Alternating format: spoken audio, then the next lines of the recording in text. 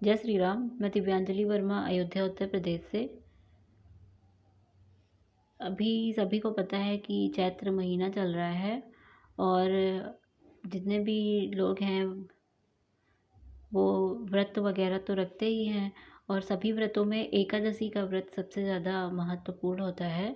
और एकादशी सबको पता है कि ये हर महीने आता ही आता है। तो इन्हीं एकादशी व्रतों में कल भी एकादशी था और कल की एकादशी को पाप मोचनी एकादशी के नाम से जानते हैं।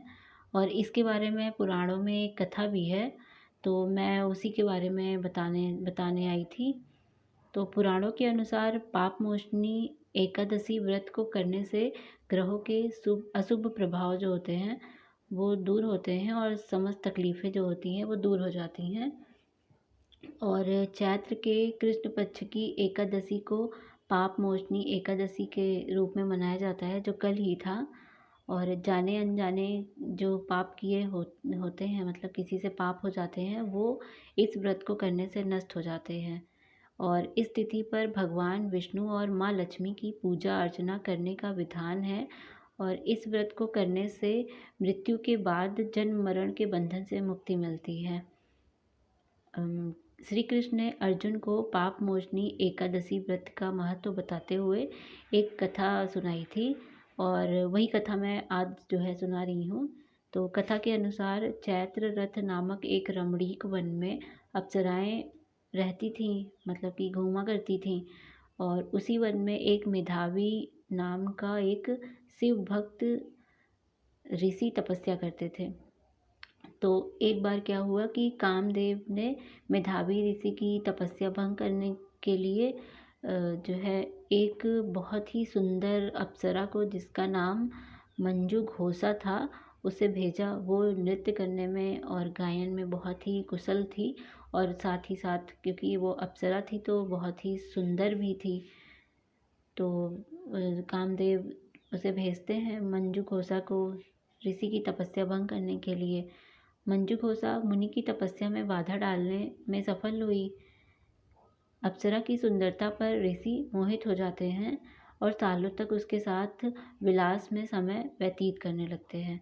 बहुत समय बीत जाने के बाद जब मंजू घोषा ने ऋषि से वापस जाने की अनुमति मांगी, तब ऋषि को अपनी भूल का एहसास हुआ और उन्हें इस बात का एहसास हुआ कि उनकी तपस्या भंग हो गई है। उन्हें इसका भी आत्मज्ञान हुआ। ऋषि ने मंजू घोषा को फिर पिचासिनी होने का श्राप दिया। तो जो अप्सरा थी वो इससे बहुत दुखी हो गई और वो ऋषि के पैर में गिर पड़ी और श्राप से मुक्ति के लिए बार बार विनती करने लगी। तब मेधावी ऋषि ने उसे श्राप से मुक्ति पाने के लिए पाप मोचनी एकादशी का व्रत करने का उपाय बताया।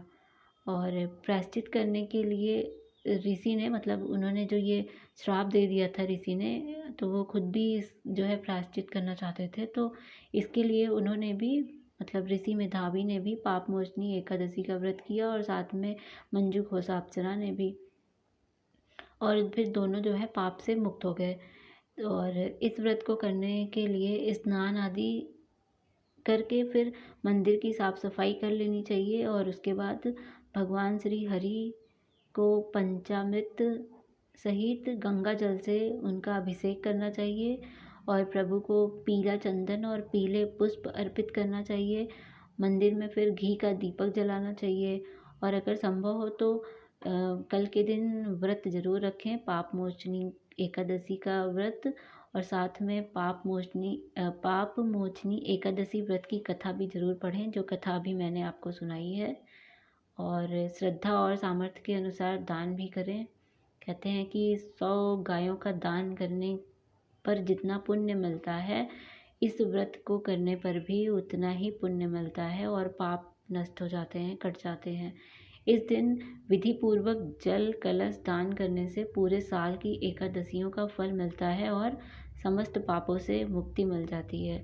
हमारे यहाँ एकादशी का व्रत ज़्यादा लोगों को महत्वपूर्ण नहीं लगता है, पर जो पुराने टाइम के लोग हैं, जो है सनातन से जुड़े धर्म संस्कार और व्रत को मानते हैं, वो एकादशी का व्रत ज़रूर रखते हैं। आज के मॉडर्न बच्चे भले पाश्चात्य सभ्यता में डूब के ना रखते हों, पर मैं क्योंकि साहित्य के क्षेत्र से जुड़ी हूँ, तो बहुत सारे ऐसे वरिष्ठ साहित्यकार हैं अभी भी,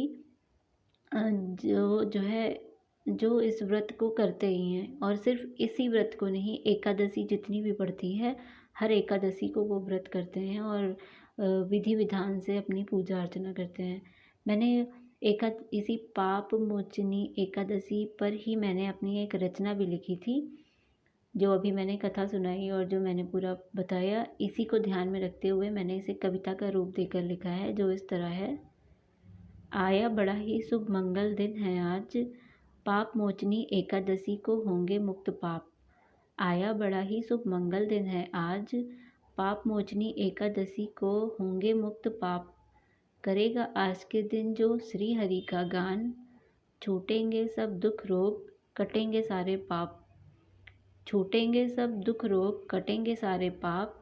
100 गायों के दान जितना इस दिन का है ताप। पाप सभी कट जाएंगे, पुण्य कमा लो आज। एकादशी व्रत जो करे, होते ग्रह सब शांत। जन्म मरण का बंधन छूटे, मिलता स्वर्ग का मार्ग। जन्म मरण का बंधन छूटे, मिलता स्वर्ग का मार्ग।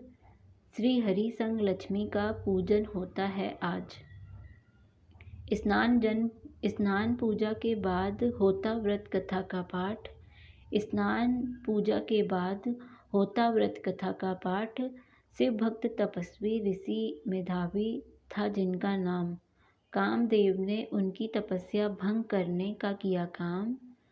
शिव भक्त तपस्वी ऋषि मेधावी था जिनका नाम, कामदेव ने उनकी तपस्या भंग करने का किया काम। सौंदर्य की धनी मंजू घोषा आई एक शाम, भंग हुई तपस्या ऋषि करने लगे भोग विलास। भंग हुई तपस्या ऋषि करने लगे भोग विलास। वर्षों बीत जाने पर हुआ उनको आत्मज्ञान, दिया सुंदरी को पिशाचिनी होने का श्राप। दुखी सुंदरी मुक्ति के लिए विनती करने लगी बार बार। दुखी सुंदरी मुक्ति के लिए विनती करने लगी बार बार।